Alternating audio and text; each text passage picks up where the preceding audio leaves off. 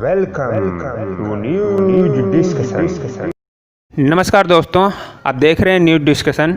आज हमारे साथ एक ऐसा बच्चा है जिसने टेलीविज़न की दुनिया में, एक्टिंग की दुनिया में एक बहुत बड़ा मुकाम हासिल किया है और एक गर्व की बात है हम सब के लिए। जी मैं बात कर रहा हूँ अहमदाबाद के बाल कलाकार ऋषि पंचाल जी हैं। तो आइए हम बात करते हैं ऋषि पंचाल जी। ऋषि पंचाल जी, आपका हमारे चैनल पे बहुत बहुत स्वागत है। हाँ, थैंक यू। वैसे मेरा नाम ऋषि पंचाल है। मैं माधव इंटरनेशनल स्कूल में पढ़ता हूँ। मैं अभी 6th स्टैंडर्ड में हूँ। अभी कोरोना की वजह से अभी ऑनलाइन क्लासेस चालू है, इसलिए अभी हमारी एग्ज़ाम्स भी स्टार्ट होएगी 18 तारीख को। ओके, चलो ये तो बात हो गई। अभी कोरोना के टाइम में चल रहा है, स्कूल में क्या क्या सारी प्रोसेस चल रही हैं वो इन्होंने थोड़ा माहिती दिया, इंट्रोडक्शन दिया। तो आइए अब हम बात करते हैं कि आपने कौन कौन से सीरियल्स में काम किया, ज़रा बताएंगे। मेरी फर्स्ट सीरियल थी महाकाली, जो बिग मैजिक में आई थी। ओके, उसमें आपका रोल क्या था?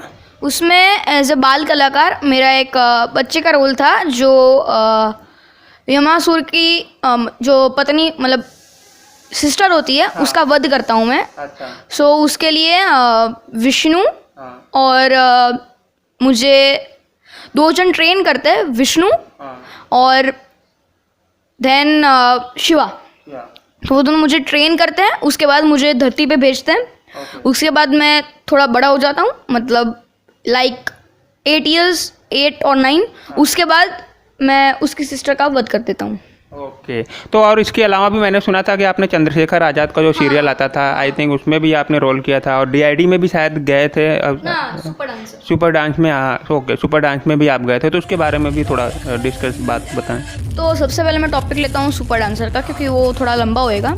सो फर्स्ट ऑफ ऑल क्या है कि कोई भी रियलिटी शोज़ करते हो आप, तो उसके 2 ऑडिशंस होते हैं। फर्स्ट जो नॉर्मल प्रोडक्शन वालों का होता है, उसके बाद आप मेन चैनल वालों के सामने ऑडिशन देते हो। उसके बाद आप सिलेक्ट हो जाओगे, उसके बाद आपको एक और ऑडिशन देना पड़ेगा, जो आपने जो 2 ऑडिशन में जो डांस किया है वो अभी जजेस के सामने करना है, और वो टेलीकास्ट होगा।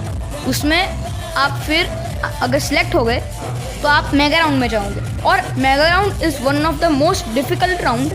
उसमें बहुत सारे बच्चे होते हैं। सुपर डांसर में टॉप 30 तक मैं गया था।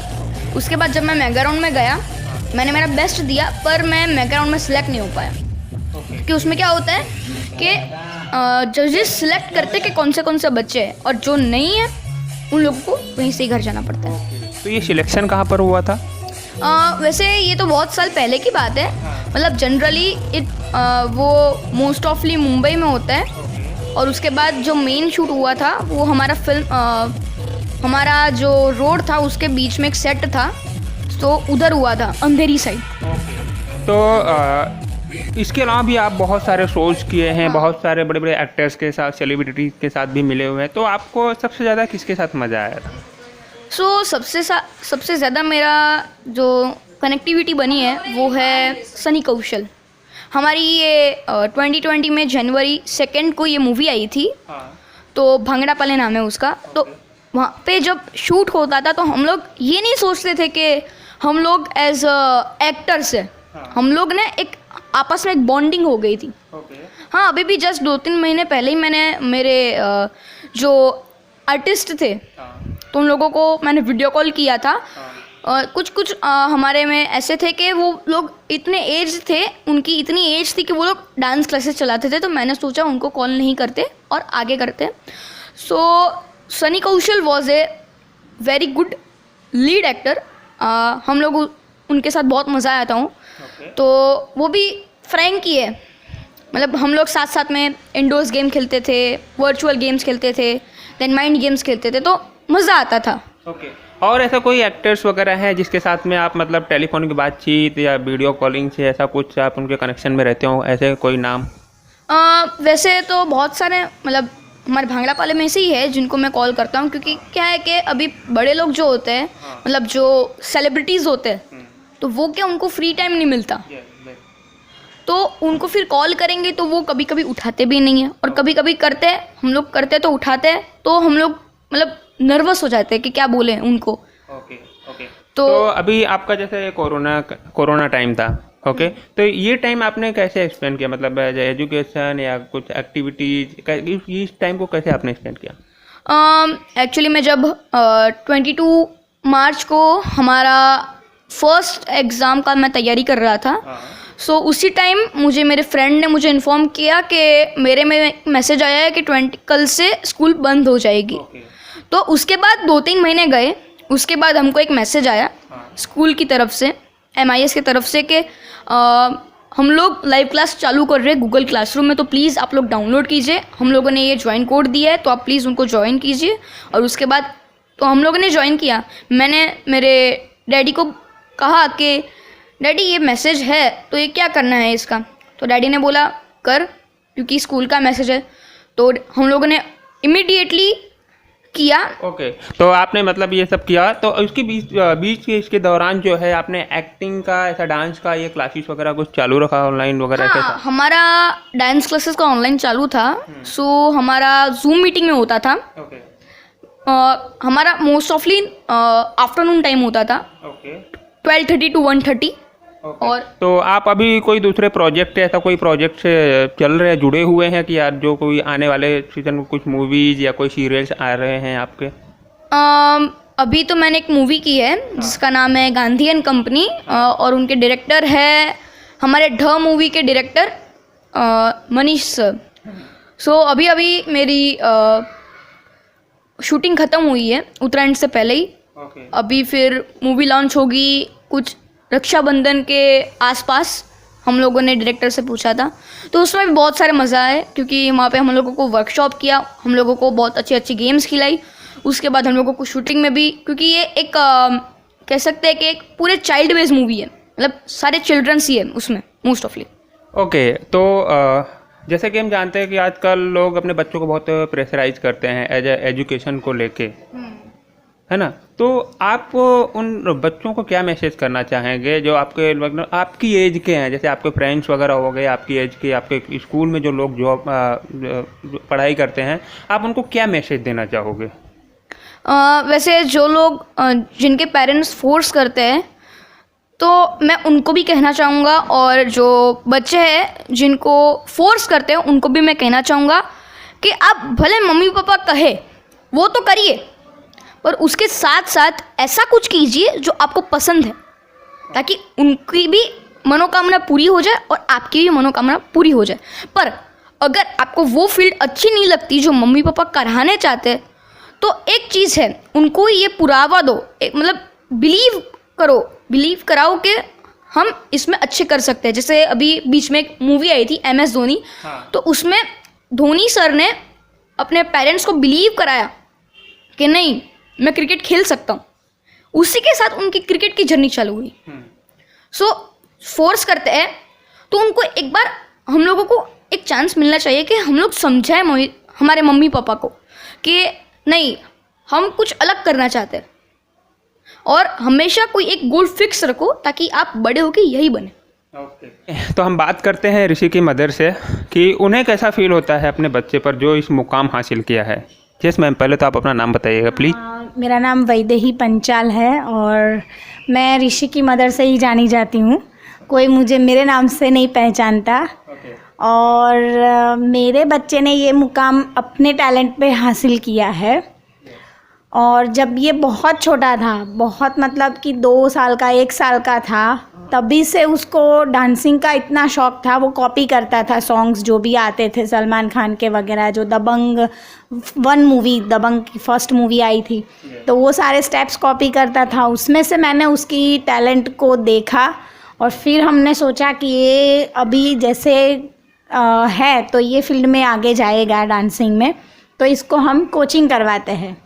फिर वो 4 साल का हुआ तब हमने कोचिंग करवाई, but thanks to Madhav international school, because अगर माधव इंटरनेशनल स्कूल ने ये वो इवेंट नहीं की होती तो मुझे भी पता नहीं चलता कि मेरे बेटे में इतनी टैलेंट है कि वो 5000 ऑडियंस के सामने परफॉर्मेंस कर सकता है। क्योंकि उस टाइम पे माधव इंटरनेशनल स्कूल के माधव जो सामने वाली स्कूल है, माधव विद्या संकुल, उसके 10 इयर्स कंप्लीट हो गए थे, तो उनका बहुत बड़ा सेलिब्रेशन था। तो उस टाइम में इसके जो क्लास टीचर थे उन्होंने एनुअल फंक्शन में इसने डांस किया था, तो सबको बहुत अच्छा लगा। इवन प्रिंसिपल सर, ट्रस्टी, सबको अच्छा लगा। तो तब उन्होंने डिसाइड किया कि जो माधव फार्म में जो भी फंक्शन होगा 10 जो ईयर कंप्लीट होने में, तो ऋषि का एक परफॉर्मेंस रखेंगे। उस टाइम पे वो नर्सरी में ही था सिर्फ। तो सोच लो आप 3-3.5 साल का बच्चा होगा। तो ट्रस्टी सर ने बोला कि ये इतनी सारी ऑडियंस में ये बच्चा, और लाइटिंग बहुत सारी है, तो कहीं ये लाइट देखने ना बैठ जाए कहीं। तो टीचर ने बोला ये मेरी गारंटी है, वो परफॉर्मेंस करेगा। फिर इसने बहुत ही अच्छा परफॉर्मेंस किया। तब प्राइज़ भी बहुत अच्छे सब ने दिए, जो भी गेस्ट आए थे सब ने। तो वो मेरे लिए बहुत अच्छा एक्सपीरियंस था, क्योंकि तब मुझे रियलाइज़ हुआ कि मेरा बेटा स्टेज परफॉर्मेंस कर सकता है। वो ऑडियंस को अच्छी तरीके से जो भी चाहिए एंटरटेनमेंट वो दे सकता है। उसके बाद सही से हमने डिसाइड किया कि नहीं, इसको डांस क्लास में डालेंगे हम और अच्छी ट्रेनिंग देंगे। फिर डांस क्लास में डांस सर ने बोला कि सिर्फ डांस करना ज़रूरी नहीं है, अगर उसको स्टेज पे कुछ बोलना नहीं आएगा तो वो डांस करना कुछ मतलब का नहीं है। फिर हमने ट्रेनिंग शुरू की इसको एक्टिंग की, कि भाई इसको कुछ कुछ देती थी मैं टारगेट, कि भाई ये करो, वो करो, इसकी कॉपी करो, तो वो कर लेता था अच्छी तरीके से। तो ये भी स्किल मेरे लिए बहुत अच्छी साबित हुई। उसके अंदर की जो हिडन टैलेंट है वो बाहर निकली उस टाइम पे। फिर सुपर डांसर सीज़न 1 किया 3 साल पहले। उसके बाद तुरंत ही नेक्स्ट ईयर शो आया सबसे बड़ा कलाकार, जो एक्टिंग बेस्ड था। तो तब इसको हमने वहाँ पे भी ऑडिशन दिलाया कि वो एक्टिंग में है, माहिर है कि नहीं। फिर वहाँ पे वो टॉप 6 तक गया, जो बहुत ही अच्छा एक्सपीरियंस रहा हमारे लिए। बहुत सारे स्टेज परफॉर्मेंस उसके है, जो आपको यूट्यूब में या सोनी लिव ऐप में भी देखने को मिल जाएंगे, ऋषि पंचाल के। उसके बाद हमने बॉलीवुड मूवी की मित्रों, जैकी भगनानी के साथ और प्रतीक गांधी के साथ, वो भी बहुत अच्छा एक्सपीरियंस रहा। और बाद में दूसरी रोनी स्क्रूवाला की मूवी की भांगड़ा पाले, वो भी बॉलीवुड मूवी की, उसका भी बहुत अच्छा रहा हमारा एक्सपीरियंस।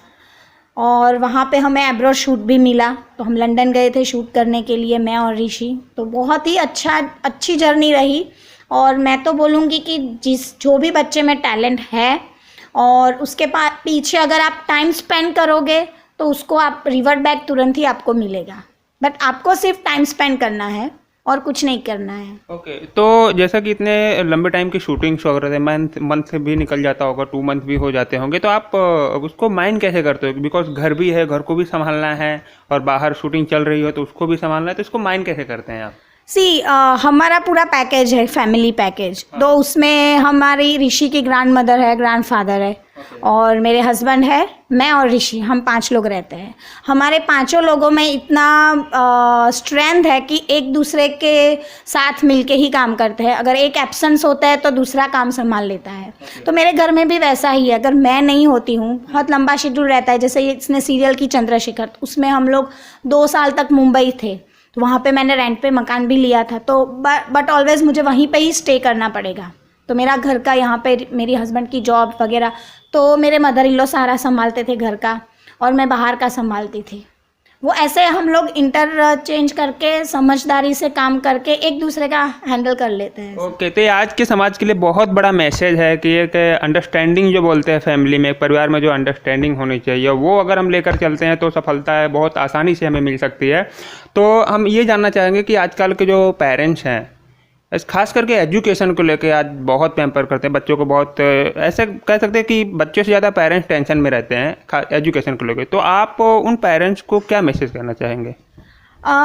मैं सबको यही कहना चाहती हूँ कि देखो, डॉक्टर हर कोई नहीं बन सकता, इंजीनियर हर कोई नहीं बन सकता, ठीक है। पढ़ाई को लेके इतना स्ट्रेस बच्चे को देना वो सही नहीं है। उसके अंदर की जो भी टैलेंट है उसको देखो, बच्चा कितना ग्रास्प करता है। अगर आपको लगता है कि आपको बेस्ट क्वालिटी ऑफ एजुकेशन देना है अब बच्चे को, तो आप दीजिए, उसमें कोई दिक्कत नहीं है। बट उसकी स्ट्रेंथ देखो बच्चे की, कि हमारा बच्चा कितना वर्कलोड ले सकता है। क्योंकि बेसिकली क्या है कि मैंने देखा है, ऋषि को रात भर शूट करना पड़ता है, पूरी रात, और वापस हम लोग सुबह अर्ली मॉर्निंग आता है 10-11 बजे, फिर वापस चलो। तो 6-7 घंटे में उसकी नींद कंप्लीट हो जानी चाहिए। फिर क्या होता है, कोई कोई बच्चों में इतनी स्ट्रेंथ नहीं होती है, ठीक है, तो वो बीमार पड़ जाते हैं, वो इतना हैंडल स्ट्रेस नहीं कर सकते हैं। तो पहले तो बच्चे की स्ट्रेंथ को हमें देखना है कि कितनी स्ट्रेंथ में हमारा बच्चा है, वो क्या कर सकता है, कौन से सब्जेक्ट में वो आगे बढ़ सकता है, उसका कौन सा सब्जेक्ट पावरफुल है। तो बाकी को नॉर्मल रहने दो, थोड़ा कम रहने दो, वो सब्जेक्ट में आगे बढ़ाओ। या फिर उसमें बहुत सारी क्रिएटिव, कोई पेंटर होता है, बहुत अच्छा पेंटर होता है, कम उम्र में बहुत सारे अच्छे अच्छे ड्राइंग करता है। जैसे ऋषि ने लॉकडाउन में ऋतिक रोशन की पूरा स्केच बनाया है, सुशांत सिंह राजपूत का पूरा स्केच बनाया है जब उसकी डेथ हुई थी, बहुत हूबहू बनाया है, जबकि उसको कोई एक्सपीरियंस नहीं है ऋषि को, फिर भी उसने अपने आप से बनाने की कोशिश की। तो मुझे तभी पता चला कि ये बहुत अच्छा ड्राइंग भी कर सकता है। तो बेसिकली बच्चों में जो भी स्किल्स है पढ़ने के अलावा भी, कि जिससे बच्चा और आगे तक जाता है, तो उसको ले जाओ, उसके साथ वो एक्टिविटी के लिए टाइम स्पेंड करो। किसी को टाइम नहीं है अभी बच्चों के लिए, किसी को बच्चों के पास बैठ के बातें करने के लिए टाइम नहीं है। मम्मी को अपना काम करना रहता है और पापा को अपना काम करना रहता है, ठीक है, और बच्चे को मोबाइल पकड़ा देते हैं, बेटा खेलो, गेम खेलो, ठीक है। तो कहने का मतलब यही है कि जो बच्चों में जो स्किल है, जो बच्चे के अंदर जो क्वालिटीज़ है, तो वही उसका जो है फील्ड बनाया जाए, तो वो बच्चे के लिए भी अच्छा रहेगा, एज ए फैमिली के लिए भी अच्छा रहेगा।